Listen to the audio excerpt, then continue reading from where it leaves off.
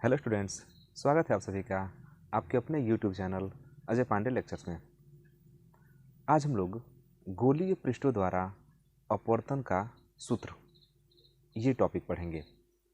पिछले वीडियो में हम लोगों ने पूर्ण आंतरिक परावर्तन के बारे में पढ़ा था और इस वीडियो में हम लोग गोलीय पृष्ठ से अपवर्तन को पढ़ेंगे और गोलीय पृष्ठ से अपवर्तन के दौरान हमको क्या सूत्र प्राप्त होता है उसी को आज हम निगमन करेंगे। ठीक है, तो आइए शुरू करते हैं। देखिए, गोलीय पृष्ठ की अगर हम बात करें तो दो गोलीय पृष्ठ हो सकते हैं। उत्तल गोलीय पृष्ठ हो सकता है और अवतल गोलीय पृष्ठ हो सकता है। तो फिलहाल अभी हम इस वीडियो में उत्तल गोलीय पृष्ठ से अपवर्तन के लिए सूत्र प्राप्त करेंगे। ठीक है, कि उत्तल गोलीय पृष्ठ से जब अपवर्तन होता है तो वहाँ पर क्या होता है। तो आइए हम एक उत्तल गोलीय पृष्ठ द्वारा अपवर्तन के लिए सूत्र प्राप्त करते हैं। देखिए, ये टॉपिक बोर्ड एग्जाम की दृष्टि से काफ़ी महत्वपूर्ण है। ठीक है, तो आप इसको ध्यान से देखिएगा और यदि आप हमारे चैनल पर नए हैं तो चैनल को सब्सक्राइब कर लीजिएगा और वीडियो को लास्ट तक देखिए। अच्छा लगे तो लाइक और शेयर जरूर कीजिएगा। ठीक है, तो टॉपिक को शुरू करते हैं। तो हम यहाँ पर एक उत्तल गोलीय पृष्ठ बना रहे हैं, ध्यान से देखिएगा।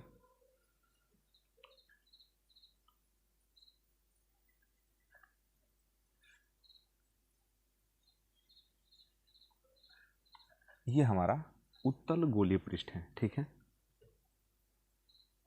एक चीज़ आपको ध्यान देना है, इसी की हम बात कर रहे हैं, उत्तल गोलीय पृष्ठ। और इधर का जो माध्यम है वो जो है सघन माध्यम है। ठीक है, सघन माध्यम है। और इधर का जो माध्यम होगा वो होगा विरल माध्यम। ठीक है, इधर का विरल माध्यम है, इधर का सघन माध्यम है। इधर का जो माध्यम है उसका अपवर्तनांक n1 है और इधर का जो माध्यम है इसका अपवर्तनांक n2 है। तो आप पहले इसके कंडीशन को समझ लीजिए कि ये जो उत्तल गोलीय पृष्ठ है इसका जो माध्यम है वो सघन माध्यम है, अपवर्तनांक n2 है। ठीक है, इधर माध्यम विरल है जिसका अपवर्तनांक क्या है, n1 है। ठीक है, अब आप जानते हैं कि जो गोलीय पृष्ठ होता है, इस गोलीय पृष्ठ का जो मध्य बिंदु होता है इसको हम ध्रुव बोलते हैं। ठीक है, ध्रुव। और ध्रुव से हम मुख्य अक्ष बना दे रहे हैं, तो ये आपका हो गया मुख्य अक्ष। ठीक है, ये आपका हो गया मुख्य अक्ष। और आप जानते हैं कि ये गोलीय पृष्ठ जिस गोले का हिस्सा होता है उसको हम वक्रता केंद्र से दिखाते हैं, जिसको हम यहाँ पर C से दिखाएंगे, वक्रता केंद्र। ये आपका हो गया ध्रुव P। ओके, तो ये आपका चित्र है। अब इस गोलीय पृष्ठ से कुछ दूरी पर, U दूरी पर हम मान लेते हैं, इस गोलीय पृष्ठ से U दूरी पर एक बिंदु वस्तु O है। इस गोलीय पृष्ठ से U दूरी पर एक बिंदु वस्तु O है। क्योंकि देखिए, हमको जब अपवर्तन कराना है तो हमको उसमें प्रकाश किरण भेजना पड़ेगा और प्रकाश किरण भेजने के लिए प्रकाश स्रोत चाहिए। स्रोत के लिए एक हम वस्तु की कल्पना कर लेते हैं कि हमारे पास एक बिंदु वस्तु O है और यहाँ से प्रकाश किरणें इस दूसरे माध्यम में, सघन माध्यम में हम लोग भेजेंगे। तो कहीं भी जब प्रकाश किरणों को भेजा जाता है किसी माध्यम में तो कम से कम 2 किरणों को भेजा जाता है। ठीक है, 2 किरणों को भेजते हैं। तो एक प्रकाश किरण को हम भेज रहे हैं यहाँ पर मुख्य अक्ष पर। तो जब किसी गोलीय पृष्ठ के मुख्य अक्ष पर प्रकाश किरणों को भेजा जाता है तो वह इसके जो वक्रता केंद्र है, प्रकाशिक केंद्र नहीं, वक्रता केंद्र, तो इसके वक्रता केंद्र से होकर जाता है और वक्रता केंद्र की ओर जो जाने वाली प्रकाश किरणें हैं उनका विचलन नहीं होता है। मतलब कि जैसे कि आप जानते हैं कि जब एक माध्यम से दूसरे माध्यम में प्रकाश जाता है तो वह अपने मार्ग से विचलित हो जाता है, परंतु यदि वह वह वक्रता केंद्र की ओर अगर जाए तो वह अपने मार्ग से विचलित नहीं होता है। ठीक है, तो ये आपका सीधे निकल जाएगा। उसके बाद एक प्रकाश किरण को हम थोड़ा सा कुछ इस प्रकार लेते हैं, यहाँ पर हम ले लेते हैं। एक प्रकाश किरण को हम ऐसे ले लिए। जनरली हम कोई भी जब चित्र बनाते हैं, रे डायग्राम बनाते हैं, किरण आरेख बनाते हैं, तो वहाँ पर 2 किरणों को लिया जाता है। 2 से अधिक आप ले सकते हैं, लेकिन चित्र जो है काफ़ी कॉम्प्लेक्स हो जाएगा, इसीलिए 2 ही लिया जाता है। तो हमने यहाँ पर ले लिया एक प्रकाश किरण यह जो सीधे जा रहा है, एक प्रकाश किरण यह। अब ध्यान दीजिए कि इधर आपका विरल माध्यम है, जैसे वायु है, और इधर क्या है, जैसे कांच मान लीजिए, सघन माध्यम है। तो जब प्रकाश किरण एक माध्यम से दूसरे माध्यम में जाएगा तो अपवर्तन होगा और साथ ही साथ उसका विचलन भी होगा। तो ये प्रकाश किरण यहाँ से सीधा जाना चाहिए। प्रकाश किरण को हम इस मार्ग पर भेजे हैं तो जाना तो चाहिए सीधा, क्योंकि प्रकाश का गुण है कि वो सदैव सीधी रेखा में गमन करता है। तो ये सीधा जाना चाहिए, लेकिन ये जाएगा नहीं, ये नहीं जाएगा, ये अपने मार्ग से क्या होगा, विचलित होगा। अब हमको ये समझना है कि आखिर विचलित होगा तो ये कहाँ जाएगा। ठीक है, विचलित होगा तो किधर जाएगा। तो इसके लिए हमको एक अभिलंब बनाना पड़ेगा। और आप जानते हैं कि जो गोलीय पृष्ठ पर अभिलंब होता है वो हमेशा वक्रता केंद्र से होकर ही जाता है। आप लोगों ने पढ़ा होगा क्लास 10th में कि गोलीय पृष्ठ में जब हम लोग अभिलंब डालते हैं, गोलीय पृष्ठ पर अभिलंब खींचते हैं, तो वो वक्रता केंद्र से होकर जाता है। तो यहाँ जो अभिलंब होगा ये वक्रता केंद्र से होकर जाएगा। तो जो हमारा अभिलंब है ये वक्रता केंद्र से होकर जाएगा। ठीक है, तो ये हमारा अभिलंब हो गया। ठीक है, अब ये जो प्रकाश किरण है यह अभिलंब से दूर हटेगा कि अभिलंब की ओर झुकेगा, इसको समझते हैं। तो देखिए, विरल माध्यम से सघन माध्यम में हम प्रकाश को भेज रहे हैं। तो आप जानते हैं कि जब प्रकाश को विरल माध्यम से सघन माध्यम में भेजा जाता है तो उसके वेग में, उसके चाल में कमी आती है, और जब प्रकाश के चाल में कमी आती है तो वो अभिलंब की ओर झुक जाता है।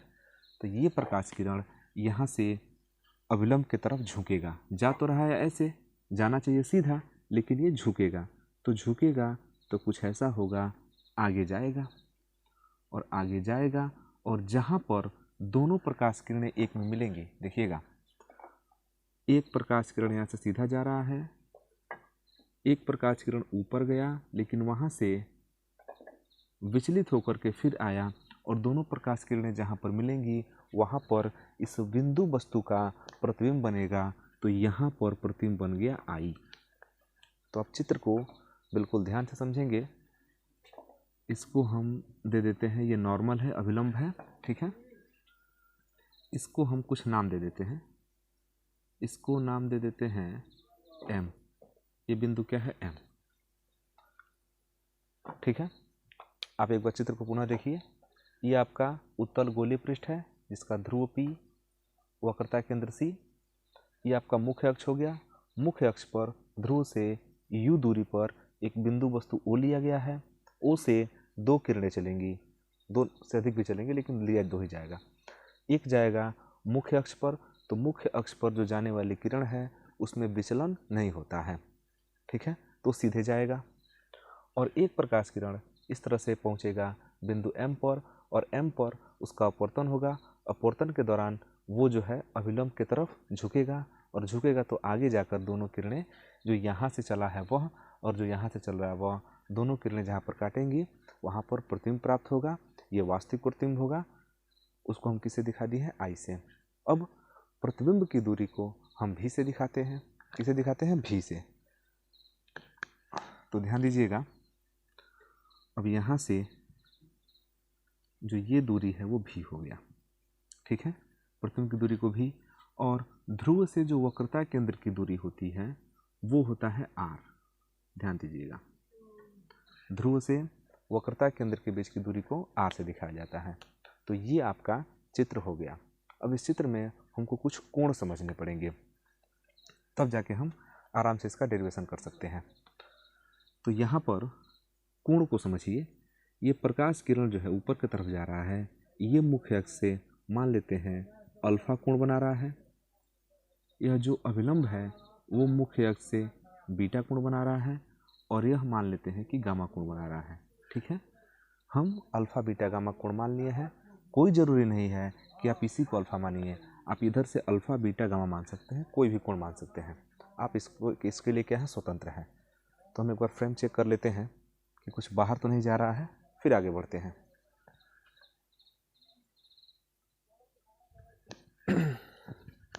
ठीक है, बिल्कुल ठीक है। अब हम आते हैं अपने अगले स्टेप पर। तो जैसा कि आप जान रहे हैं कि यहाँ पर अपवर्तन हो रहा है, जैसा कि आप समझ रहे हैं कि यहाँ पर क्या हो रहा है, अपवर्तन हो रहा है, और जब जब अपवर्तन होगा तब तब स्नेल का नियम काम करेगा। तो ये पहला माध्यम है, ये दूसरा माध्यम है। पहले माध्यम का अपवर्तनांक n1, दूसरे माध्यम का अपवर्तनांक n2। अब स्नेल का नियम यह कहता है, स्नेल का नियम यह कहता है कि पहले माध्यम के सापेक्ष दूसरे माध्यम का अपवर्तनांक साइन आई बटे साइन आर के क्या होता है, बराबर होता है। तो उसको हम यहाँ पर लिखते हैं, लिखेंगे स्नेल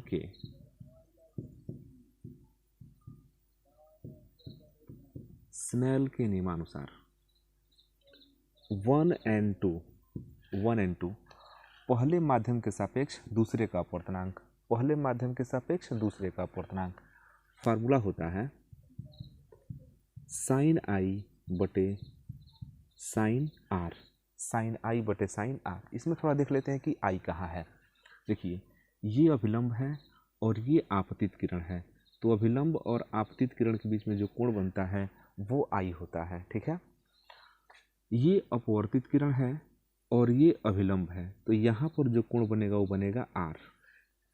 बिल्कुल ध्यान से समझिएगा, ये ध्यान दीजिएगा गामा है और ये आर है, तो आप जो है कंफ्यूजन नहीं करेंगे। यहाँ का कोण हम बाहर दिखा दे रहे हैं गामा, ठीक है, और ये जो कोण है वो है आर। तो दोनों में बिल्कुल कंफ्यूजन ना हो, थोड़ा थोड़ा एक जैसे दिखते हैं। तो 1 and 2 इक्वल टू साइन आई बटे साइन आर। 1 and 2 मतलब कि पहले माध्यम के सापेक्ष दूसरे का अपवर्तनांक होता है साइन आई बटे साइन आर। चूंकि ये जो गोलीय पृष्ठ होता है ना, इसमें आपतन कोण और अपवर्तन कोण आई और आर छोटे छोटे होते हैं, क्योंकि हमारा जो गोलीय पृष्ठ होता है ना वही छोटा होता है, तो उसमें आई और आर छोटे होते हैं। तो लिखेंगे कि चूंकि आई तथा आर के सूक्ष्मतम मान के लिए, आई तथा आर के सूक्ष्मतम मान के लिए लिखेंगे कि आई तथा आर के सूक्ष्मतम मान के लिए जो साइन आई है वो बराबर हो जाता है आई के, तथा जो साइन आर है वो बराबर हो जाता है आर के। ठीक है, तो हम साइन आई के बदले में सीधे आई लिख देंगे और साइन आर के बदले में सीधे आर लिख देंगे। तो ये हो जाएगा 1 and 2 इक्वल टू आई बटे आर। और आप जानते हैं कि जो 1 and 2 है ना, इसको हम ऐसे लिख सकते हैं n2 बाई n1, दूसरे माध्यम का अपवर्तनांक ऊपर और पहले माध्यम का अपवर्तनांक नीचे। ठीक है, तो ये हो जाएगा पहले माध्यम के सापेक्ष दूसरे का अपवर्तनांक। आप इसका तिर्यक गुणा कर दीजिए, तो तिर्यक गुणा करेंगे तो n1 आई, तिर्यक गुणा करेंगे ऐसे तो n1 i equal to n2 r, ये इक्वेशन नंबर हो गया 1। तो ये स्नेल के नियम से चल रहा है। ठीक है, स्नेल के नियमानुसार 1 and 2 equal to sine i by sine r. ठीक है, आई तथा आर के सूक्ष्मतम मान के लिए आई और आर का मान छोटा ही होता है, तो छोटे मान के लिए साइन आई के बराबर हो जाएगा और साइन आर के बराबर हो जाएगा। अब 1 and 2 को लिख सकते हैं n2 बाई n1, 2 वाला ऊपर रहता है 1 वाला नीचे रहता है, और साइन आई बटे साइन आर, तो साइन को छोड़ दिया गया, दोनों में साइन छोड़ दिया गया तो आई बटे आर हो गया, और तिर्यक गुणा कर दिया गया तो n1 i equal to n2 are. ठीक है, ये आपका हो गया इक्वेशन नंबर 1।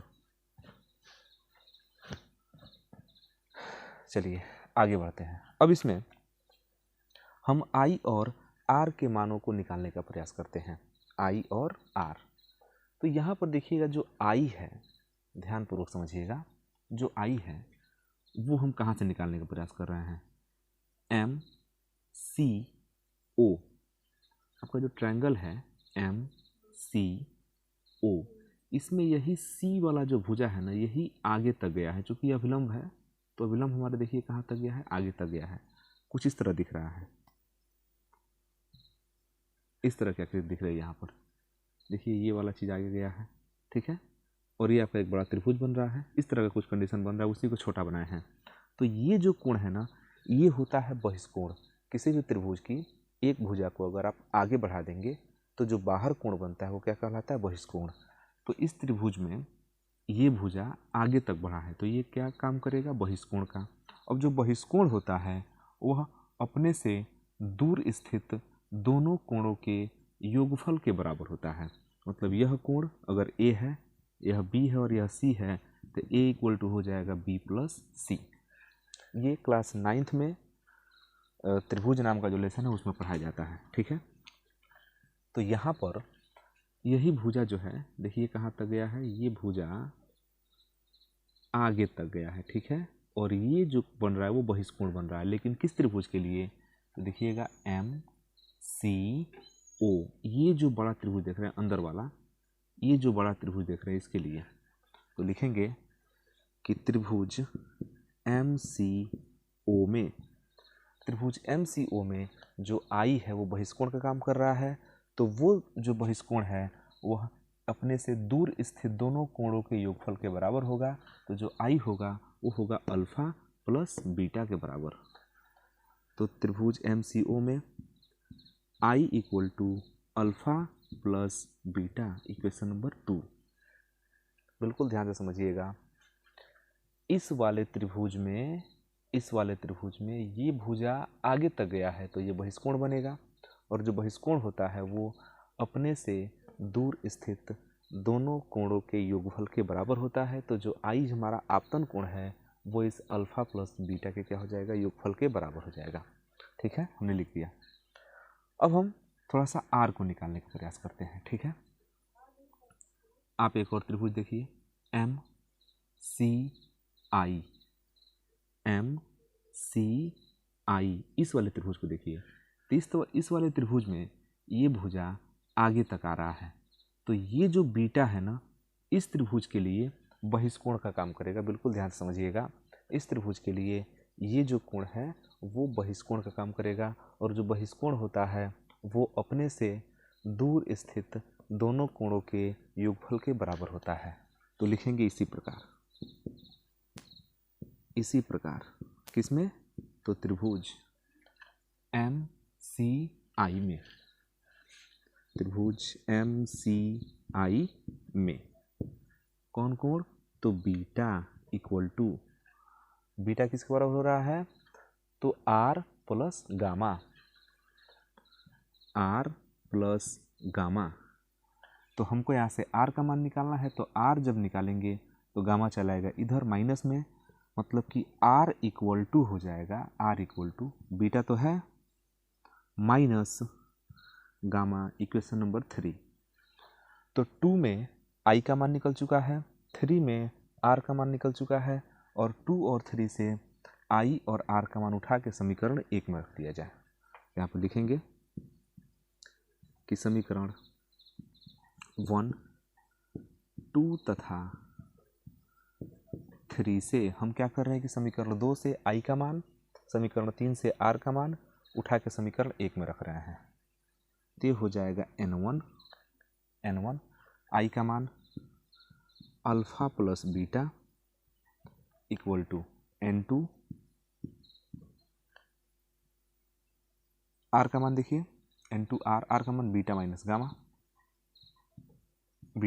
गामा, ठीक है। हम क्या कर रहे हैं कि इसका गुणा कर रहे हैं, n1 अल्फा प्लस n1 beta equal to n2 beta minus n2 gamma. Beta को एक साइड में करते हैं, n2 बीटा माइनस, ये प्लस n1 बीटा इधर जाएगा तो माइनस n1 बीटा हो जाएगा, और इधर क्या है, n1 अल्फा है और माइनस का n2 इधर ले आ लेते हैं तो प्लस n2 गामा हो जाएगा। थोड़ा सा ध्यान से देखिएगा,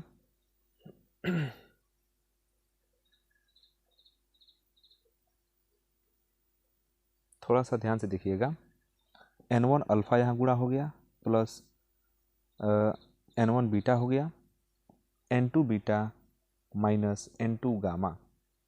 तो इसमें N2 बीटा जहाँ है वहीं पर है, ठीक है, और N1 बीटा को ले आके इधर कर दिया गया, तो N1 बीटा देखिए इधर प्लस है, इधर आके क्या हो जाएगा माइनस हो जाएगा, और इधर N1 अल्फ़ा है और N2 गामा को ले आ दिया गया तो ये प्लस में हो गया।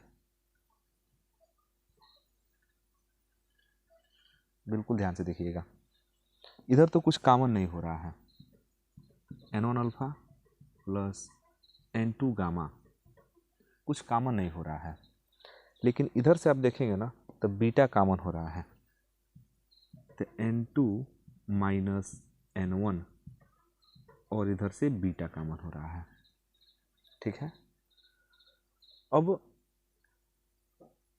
यहाँ पर हमको ज़रूरत पड़ेगा अल्फ़ा बीटा और गामा का मान, तो इसको समीकरण हम बना देते हैं 4, ठीक है, और हम अल्फ़ा बीटा और गामा के बारे में थोड़ा सा विचार करते हैं। तो अल्फ़ा बीटा और गामा का मान ज्ञात करने के लिए हमको यहाँ पर एक अभिलंब खींचना पड़ेगा, ठीक है, और हम यहाँ पर एक अभिलंब खींच देते हैं MS, ठीक है, अभिलंब हमने खींच दिया MS। और अब हम त्रिभुजों का प्रयोग करेंगे, त्रिकोणमिति का प्रयोग करेंगे, और सबसे पहले हम अल्फ़ा के लिए बात करते हैं। तो हम एक अभिलंब खींचे हैं MS, तो एक त्रिभुज आपको प्राप्त हो रहा है MSO। ये त्रिभुज MSO, चूंकि अभिलंब खींचे हैं तो 90 डिग्री का होगा, तो त्रिभुज MSO में, त्रिभुज MSO में हम निकालना चाहते हैं tan अल्फ़ा। और आप जानते हैं कि इसमें जो IR जो भी कोण है वो सब के सब छोटे होंगे, क्योंकि जो ये वक्र है ना हम लोग का गोलीय पृष्ठ, ये ऑलरेडी छोटा है, तो अगर ये पृष्ठ छोटा होगा तो M थोड़ा सा करीब आ जाएगा, करीब आएगा तो लंब डालेंगे तो S एकदम कहाँ चल जाएगा, P के करीब चल जाएगा। मतलब ये हुआ कि यहाँ जो भी चीज़ें हो रही हैं सब छोटे छोटे रेंज में हो रही हैं, IR भी छोटा, अल्फ़ा बीटा गामा भी क्या हो जाएगा छोटा। तो जब अल्फ़ा छोटा होता है ना तो tan अल्फ़ा डायरेक्टली किसके बराबर हो जाता है, अल्फ़ा के बराबर हो जाता है। ध्यान दीजिएगा, tan अल्फ़ा लिखिए चाहे अल्फ़ा लिखिए कोई फ़र्क नहीं पड़ेगा। तो अल्फ़ा जो है वास्तव में क्या है, tan अल्फ़ा है, क्योंकि अल्फ़ा क्या है, छोटा है, ठीक है। तो tan अल्फ़ा का सूत्र होता है लंब बटे आधार, तो लंब हो जाएगा MS और आधार हो जाएगा OS, तो MS बटा OS। ध्यान दीजिएगा, यहाँ पर इस हम वक्र पृष्ठ को छोटा लिए हैं, ठीक है, छोटा लिए हैं तो अल्फ़ा भी छोटा हो जाएगा, ठीक है, अल्फ़ा छोटा हो जाएगा। ध्यान दीजिएगा, ये छोटा होगा, ये छोटा होगा तो आपका अल्फ़ा भी छोटा होगा, ये डाउन होगा नीचे, और डाउन होगा तो यहाँ से जब लंब डालेंगे, मान लीजिए कि ये किरण अगर यहाँ पर जाता है तो लंब यहाँ से पड़ेगा, तो जो लंब पड़ेगा वो तो S एकदम कहाँ होगा, P के करीब होगा। मतलब कि जो आप OS लिख रहे हैं वो आप OP लिख सकते हैं, S एकदम कहाँ होगा, P के करीब होगा। तो जो आप OS लिख रहे हैं वो OP लिख सकते हैं, मतलब कि MS बटा OP, बिल्कुल ध्यान से समझिएगा, MS बटा OP।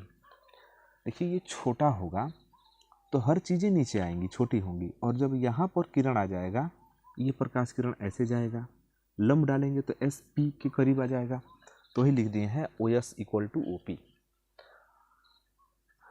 अब आप देख रहे हैं कि MS तो पता नहीं है कितना है, MS नहीं पता है, लेकिन O से लेकर P तक की दूरी पता है, वो है U, और चूंकि जो दूरी है वो ध्रुव से लेफ्ट के साइड में है, इसलिए वो दूरी माइनस में लिया जाएगा, ठीक है। तो यहाँ पर चिन्हों का नियम भी थोड़ा बहुत ध्यान में रखना पड़ेगा आपको। तो एक मान तो कन्फर्म हुआ, ठीक है। अब हम बीटा को समझते हैं। बीटा के लिए अब हमको ये त्रिभुज लेना पड़ेगा, ये त्रिभुज MSC, इस त्रिभुज को।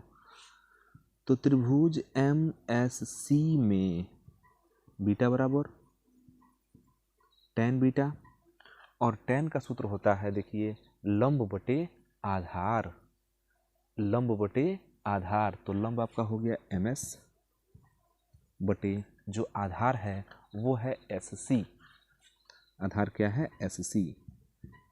तो MS तो हमको पता नहीं है, लेकिन SC जो है, अब आप जान रहे हैं कि जब ये वक्र पृष्ठ छोटा हो रहा है तो SP के करीब आ जा रहा है, मतलब कि जो SC है वो तो PC हो जाएगा। S एकदम कहाँ चल गया है? P के करीब।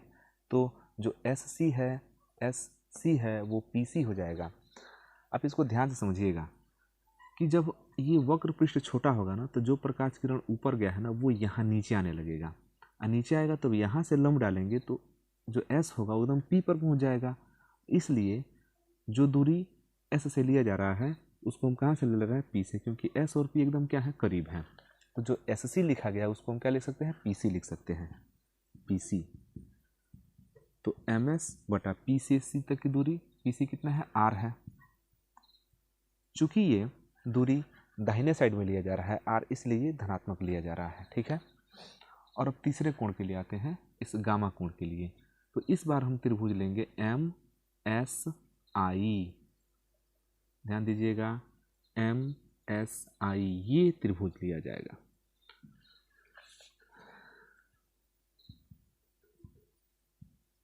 इसी प्रकार त्रिभुज किसमें? MSI में gamma equal to tan gamma, और tan का फिर से फार्मूला लंब बटे आधार। तो लंब आपका MS, आधार हो जाएगा SI। MS बटा SI की बात करते हैं। S से लेकर I तक की दूरी वही होगी जो P से लेकर I तक की दूरी होगी, क्योंकि P S के करीब है। तो P से लेकर I तक की दूरी क्या है? V है। तो ये हो जाएगा PI और MS बटा V। ठीक है। चूंकि दाहिने साइड में है इसलिए हम यहाँ पर क्या लिए हैं? प्लस लिए हैं। और U हमारा लेफ्ट साइड में था, बाएं साइड में था तो माइनस लिए हैं। अब देखिए, अल्फा, बीटा और गामा, इन मानों को उठा के समीकरण 4 में रखिए। तो यहाँ पर लिखा जाएगा कि अल्फा, बीटा तथा गामा के मान समीकरण 4 में रखने पर, तो आप रखिए। ठीक है, रखिए। N1 अल्फा, N1, तो ये हो गया N1। अल्फा के बदले में क्या होगा? MS बटा माइनस U, MS बटा minus U plus N2 gamma. Gamma के बदले में देखिए, गामा के बदले में MS बटा V, MS बटा V equal to N2 minus N1, N2 minus N1, और बीटा का मान देखिए, beta beta beta beta MS बटा R, MS बटा R। अब आप देखेंगे तो यहाँ भी MS है, यहाँ भी MS है, यहाँ भी MS है। तो MS को क्या कर दे रहे हैं? हम कर दे रहे हैं कॉमन, और MS कॉमन होगा तो आराम से कट जाएगा। MS कॉमन होगा तो आराम से कट जाएगा। तो क्या मिला? माइनस को ले रहे हैं ऊपर, N1 बटा U प्लस N2 बटा V equal to N2 minus N1 बटा R। ओके, थोड़ा पॉजिटिव है तो इसको पहले ले रहे हैं। N2 बटा V माइनस N1 बटा U equal to N2 minus N1 बटा R। यही सूत्र जो है उत्तल गोलीय पृष्ठ से अपवर्तन के लिए सूत्र है। अब आप इसको चाहे तो थोड़ा सा बदलाव कर सकते हैं, और हम आपको समझा दे रहे हैं बदलाव कैसे होगा। ये तो एक सूत्र हमारा क्लियर हो गया। ठीक है, N2 by V minus N1 by U equal to N2 minus N1 by R। अब चाहे तो अगर यहाँ से N1 कॉमन करना हो, तो हम N1 अगर कॉमन करें तो यहाँ पर देखिए N2 है ना, तो भाग हो जाएगा N2 बाई N1। नीचे जैसे V है वैसे V रहेगा, माइनस N1 तो निकाल दिए हैं तो 1 बाई V हो गया, ठीक है। इधर अगर आप देखें तो इधर भी N1 कॉमन करेंगे तो N2 है तो N2/N1 हो जाएगा। क्योंकि आप जानते हैं कि कॉमन करने का मतलब क्या होता है, भाग देना, तो हम कॉमन कर रहे हैं यहाँ पर, और -N1 तो निकल गया तो -1 हो गया पूरा का बटा R। अब N1 से N1 क्या हो जाएगा, कट जाएगा। और आप भली भांति जानते हैं कि N2/N1 N है, N2/N1 क्या है, N है। तो N2/N1 जब N है तो यहाँ पर हम सीधे लिख दे रहे हैं इस फार्मूले को, ये हो गया N/V minus 1/U equal to, cut गया, ये N हो गया N-1/R। तो देखिए ये भी फार्मूला वही है जो यह है, ठीक है। तो ये दोनों सूत्र, यह फार्मूला और यह फार्मूला एक ही है, बस यह N2 N1 में दिया गया है और यह केवल N में दिया जा रहा है। तो ये रहा हमारा उत्तल गोलीय पृष्ठ से अपवर्तन के लिए सूत्र, ठीक है।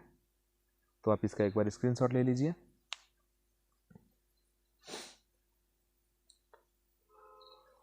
आप इसका स्क्रीनशॉट ले लीजिए।